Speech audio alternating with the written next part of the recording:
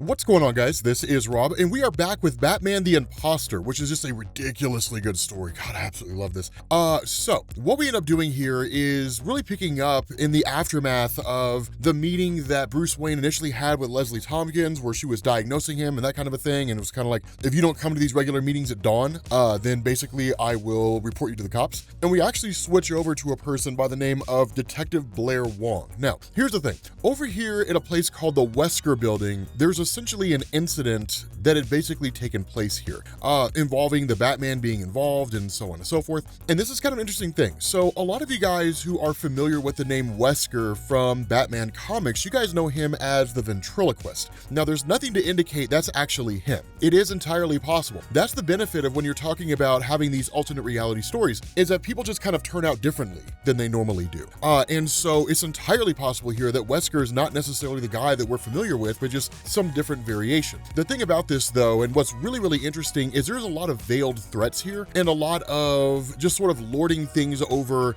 Detective Wong. And the reason for this is because when footage is handed over to her involving the Batman having been here and then actually having operated for 3 days as basically a construction worker, hiding among everybody in plain sight because they all assumed he was just some kind of new hire, that once she actually meets with Wesker, initially he kind of gives her the rundown, sort of explains what's going on and as far as like what he wants to have done. And ultimately he says, like, I want to know like what, I want to be updated on this investigation, right? I want to know what you know. And the thing about this is, one, she doesn't know a whole lot, but then two, where she basically says no, right? Like, I mean, I can't discuss an open investigation with a private citizen. He kind of lords this thing over her head and saying, like, when the previous mayor that we had basically misappropriated a whole ton of funds, it was Wesker Capital that financially bailed out the city of Gotham so that the city could continue providing water and electricity and resources to its 12 million citizens. And so it's one of those things where it's like, you owe us, basically. And at the end of the day, Detective Wong still stands her ground and is like, that's not gonna happen, right? Like,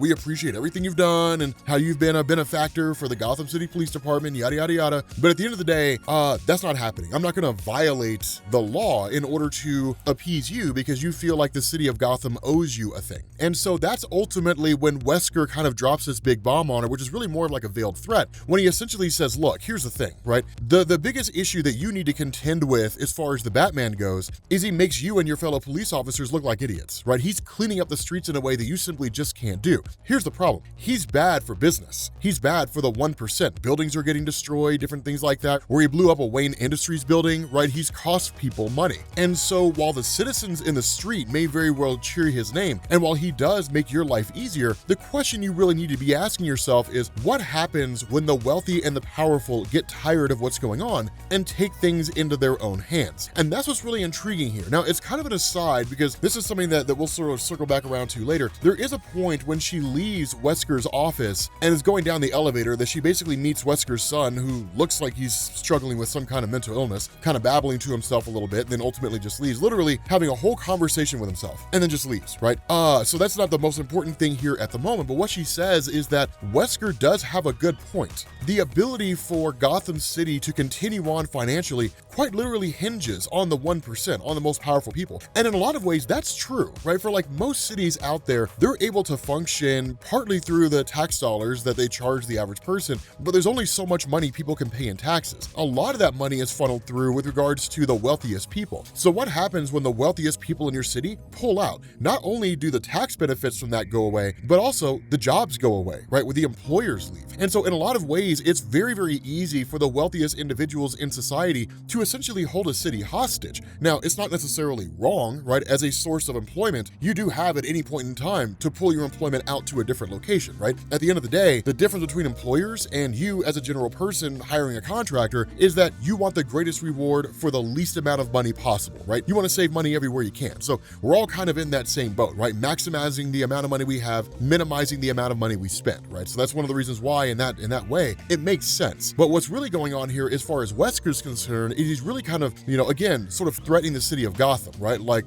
we can just pull out, like we can just leave. Or as the wealthiest individuals, we can just take the law into our own hands and do something on our own. And so once Detective Wong gets back to the precinct, she's immediately called into the meeting room by her superior. And once she gets in there, it's not one of those things where she's being screamed at because she was like interrogating the wrong guy, right? Because, she's asking questions of like the really powerful or denying them requests or anything like that. And it's making her life, making her superior's life rough. There's there's actually basically a Batman task force going on here. And essentially what's happened is Batman's killed a guy. Now, we're not talking about the last person whose throat he slashed when they were on the street. Instead, this is actually a lot more brutal. What basically has gone on here is that there is camera footage that was actually handed over by Wesker Capital, but there's camera footage here where essentially there's 3 guys who are bound and gagged and masked that are on their knees on top of a roof. And Batman just kind of keeps them there for about 2 minutes and then starts kicking them off individually, like literally kicking them to their deaths. Now, that's kind of the crazy thing, is because they do get like a really, really blurry image as far as he goes, but it is enough to basically look like Batman, right? It looks exactly like something that Batman's doing. Now,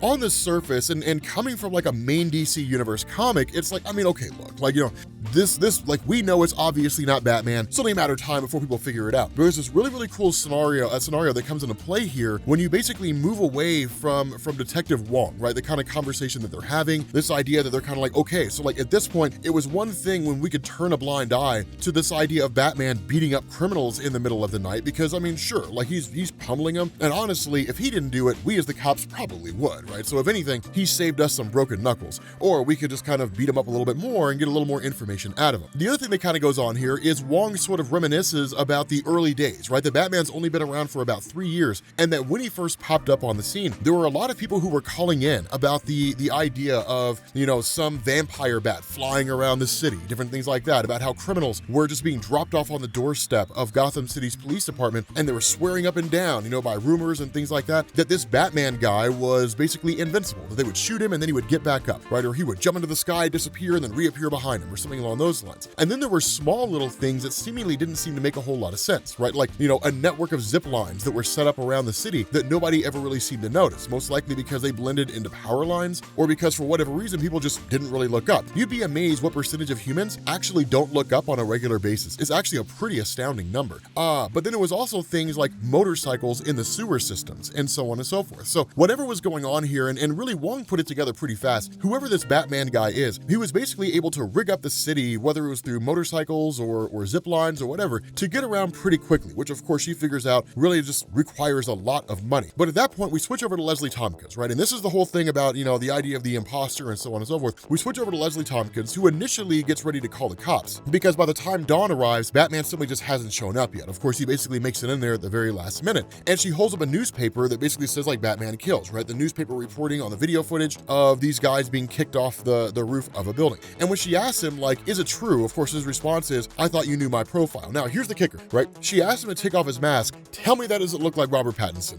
It looks exactly like Robert Pattinson's Batman, and you'll never convince me otherwise, which is why I say I think this imposter story is basically designed to either take place in the new Batman movie, you know, landscape, or they're just building on the popularity of it. I don't know. I haven't seen the Batman yet. I'm actually going to see it tomorrow on March 3rd at 7 p.m. at the time that we're recording this video. But regardless, you know, she kind of asks, like, you know, okay, if this wasn't you, then how could this possibly be the case? And he simply says, there's an imposter, right? Like, there's somebody out there pretending to be Batman. And it's a brilliant setup, right? Hide behind my mask, leave me the blame for a killing spree. Now, here's the kicker to this. Here's the caveat, right? By and large, Batman is not overly trusted now. And they even say things like the former commissioner, Jim Gordon, and things like that, indicating that he's not part of the picture anymore.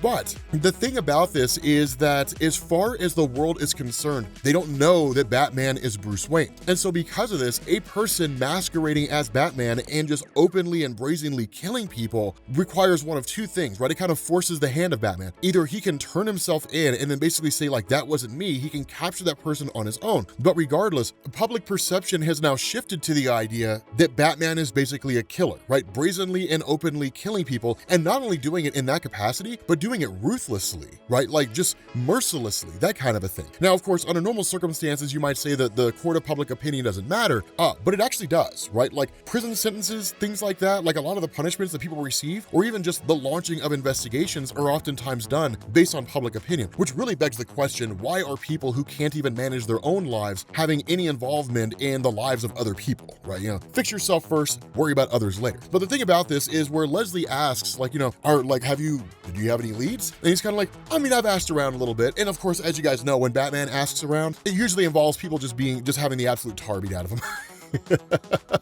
Right? He's kind of like, I've asked these different groups here and there, and of course I beat them up along the way, beat a few of them, but none of them are really the imposter. Like, none of them have anybody in their group that is the imposter. Now, one of the things he also does is he talks about Penguin, right? Talks about Cobblepot, and he says, like, I mean, he was convinced that I was finally going to kill him. So as soon as I showed up, he basically pissed his pants. But it's not him, right? Like, he's not the guy who's the imposter, and seemingly has no information on anybody who is the imposter. And the funny thing is that as he's recounting this to Leslie, there's almost a kind of pride in the idea that Oswald Cobblepot was just so terrified of Batman. And the response of Bruce is, fear is the most vicious weapon, right? Fear is the thing that keeps people in line, right? Fear of the consequence. But the thing about that is Leslie kind of counters and says, like, the police have tolerated you because in some ways you've made their jobs easier. But if they believe you're crossing this line, that justification all goes out the window. It's one thing to just beat the hell out of criminals. It's another to openly kill people, right? They simply just can't tolerate that, right? They have to, at least in some capacity, maintain the law. Besides, if anybody in the city of Gotham is going to be killing innocent people, it's going to be the cops, right? I mean, you guys know, that's their territory. But nonetheless, right? It's one of those things, because initially when they're kind of talking here, right? She's like, you can't be feared as a murderer and enjoy the same leniency from the Gotham City Police Department, right? You can't have people out there being afraid of the fact that you're going to kill them, and the Gotham City Police Department turned a blind eye, right? You have to believe that that's the case. And where he doesn't initially say anything, she kind of asks, like, you aren't actually thinking of letting this imposter just sort of continue out there and kill people. And the reason why she's asking that question is because if Bruce Wayne did that, it would kind of give him the best of both worlds, right? It would allow him to operate as the Batman, which would kind of drum up fear even more, because essentially he'd be in two places at once, right? So there's like double the Batman running around, right? Which would make criminal elements almost even more impossible. He gets to keep his conscience clean by not actually killing anybody, but letting someone else do it instead. That's one of those things where it's kind of like, it's entirely possible. Now, of course, he's like, no, I'm going to stop this guy, right? Like, I'm going to, defeat this guy and bring it in, bring it into it all. And that's when Leslie says, then you need to do it fast because you're running out of time. And so what you end up doing here is kind of switching over to this small little aside with this guy named Otis, right? Who's basically a guy that kills rats. And he shows up at this guy's place, right? This is, apartment building seemingly. And this guy's like, look, man, I'm tired of calling you here, right? Like, I mean, like, I don't want you like running the rats away. I don't want you shooing them off. Like, I want you killing them. And the guy's like, well, I mean, I try to be humane. He's like, do you have poison? And Otis is like, yeah, man. He's like, then use the poison on these rats or else I'm going to make you eat it. So obviously this guy's, treating Otis like crap. Now, a lot of that's because Otis allows them to, right? Because Otis is just this guy who's just really, really miserable and down on his luck. For those of you guys who are familiar with this, basically bear with me here. So here's the thing. So the whole thing about this is that, of course, this guy is very much kind of with these rats and this idea that in a lot of ways, he kind of observes people, that he's almost really more of a fan of rats than he is of human beings. He's like, they're scared because they're small, they move quick, they've got long faces, teeth, a tail, right? They're synonymous with diseases. He totally understands that. He says, but dogs can be small, dogs can move quick, they have long faces, they've got teeth, a tail, dogs carry diseases, dogs are more likely to hurt you than a rat ever will. A dog can kill you, but we love dogs, right? And that's one of the things, again, where he talks about the weird and sort of hypocritical nature of humanity, right? There's no rhyme or reason as to why it is people differentiate between dogs and rats, other than the fact that dogs are just socially acceptable. And that's really the only thing, right? Somewhere along the line, we decided to domesticate dogs instead of domesticating rats. And ever since then, it has been dog is a man's best friend, as opposed to rats are a man's best friend. And we in turn basically hate rats. Now, the other part of this is that rats are responsible for things like the Black Plague, right? The Black Death. I mean, rats have like cost humanity a lot over the years. But nonetheless, right? Dogs have killed people as well. So it's just one of those things where it's like people just arbitrarily do things, and most people just do things because it's what they're supposed to do, as opposed to giving it any real thought, right? Kind of sleepwalking through their life based on a set of previously established ideologies. And so he's like, I just don't see it, right? He's like, I just don't understand it. I don't get why people are that way. Now, the reality in terms of why people are that way, because dogs are awesome, man. So once, of course, he gets back to his van, of course, then he's held up by some kind of a gangbanger, right? And then so at that point, he was like, God, he over the course of his life has really just encountered nothing but problems from humanity. And in turn is like, humanity sucks. Now, apparently this guy had at one point, right? Otis had actually left Gotham City at one point and went to Keystone City. Now, there's no indication made here about like Jay Garrick or anything like that. So we don't know if the Flash exists. All he really says is they've got cleaner streets, they've got faster internet, and then somebody beat him and stole his shoes. And he's like, I don't understand why everything is so horrible, why it seems like everybody is so mean and they hate him. And he's like, the only person that's never hated me, the only person that's ever expressed any kind of kindness to him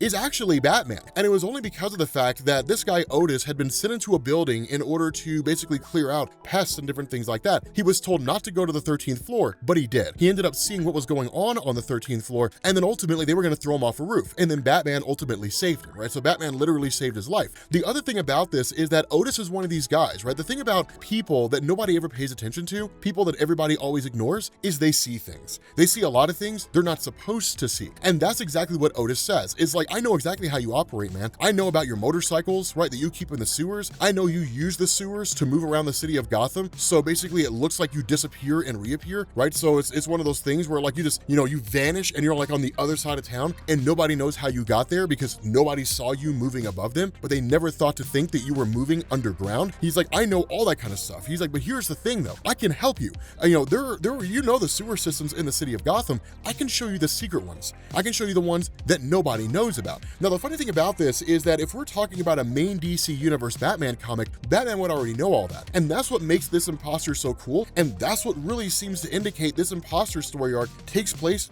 in the same universe as Robert Pattinson's Batman, because it's one of these things where ultimately, at least if from what I gleaned from the trailers anyway, that basically Robert Pattinson's Batman is seemingly relatively new. That this guy, this version of Batman has only been around for 3 years. He doesn't know the ins and outs of Gotham as well as a more seasoned Batman would. But the thing about this is just one of those scenarios where like he's basically got somebody to help him now. And that's the thing that really makes the difference. So what you do is you basically switch over to this kind of this sort of juxtaposition regarding how Detective Wong is looking over this entire situation regarding the Batman and how Batman himself is looking over the deaths of these 3 individuals. They're basically both investigating the exact same crime scene, but coming to it from 2 different directions. That Wong is looking at it and saying, okay, right, the murder development is just escalation, right? There's nothing special or unique about this. That is basically just the next logical step in a guy that is essentially a vigilante, the guy that takes the law into his own hands and beats people up. It was only a matter of time before he killed someone. And then the question she asks is like, is this some kind of hidden motive or just an inevitable byproduct? She's like, we found records of like 20 motorcycles that have been impounded and nobody came asking for them, which basically meant that those things were bought legally and whoever it is that owns them will just replace them with new ones, right? Because it's easier to do that and stay under the radar than it is to show up and say, I need my motorcycles back, because then people are going to start asking questions. In turn, you have Batman looking over all this and it's like, the victims are all convicted criminals, right? All of them know how to handle themselves. The imposter managed to get them onto the roof unnoticed. He was also clever enough to stay out of sight until he wanted to be seen. Combine those 2 facts, and that tells me he's tactical, possibly military. He's like personal vendetta against these individual criminals. I don't know, right? Just kind of going through. I mean, he even asked the question, is this someone who is finishing something or are they simply just getting started? Right now, at that point, that's when Detective Wong is like, I'm going to have to find find some kind of information on, or at least get some information that wouldn't be readily available to me. That means going to the criminal underworld. And they all shoot her down, right? Oswald Cobblepot, the Black Mask, Wesker, they all basically shoot her down. They're like, we're not giving you anything, right? Even the people who are asking her. And the reason why is because the kind of information she's asking for is the kind of information that could be used to incriminate all of these guys. And no one is going to offer any kind of information that could be used in an investigation where this information leads to more information, that leads to more information, that gets them busted. As you guys know, when it comes to ultra wealthy people who are criminals in the Batman universe, they keep it very hush-hush, right? They very much keep things to themselves. And so switching back over to Batman, when he's investigating this, he says the first step is to see what connects the victims, right? They weren't cellmates. They didn't travel in the same circus. They never knew each other. They didn't live even remotely close to each other in the city of Gotham. And he says, this feels like a vice script, right? If he kills again, I'll have more data. If he kills again, the cops will come harder, turn the lever and squeeze. And he says, but he's feeling that vice too. If he has a longer hit list, he's got until they capture or kill me to keep himself hidden. And there's always the chance that the Gotham City Police Department catches him first. And so ultimately, while all this is going on and while he's musing on this, there's a knock at his door. And that's when he realizes that Detective Wong is basically coming and asking him questions about the nature of the Batman. With that being said, guys, we're gonna bring this video to an end. God, I love this imposter story arc. It is just so good. It's just ridiculously phenomenal. But thank you all for watching, and I will catch you all later. Peace.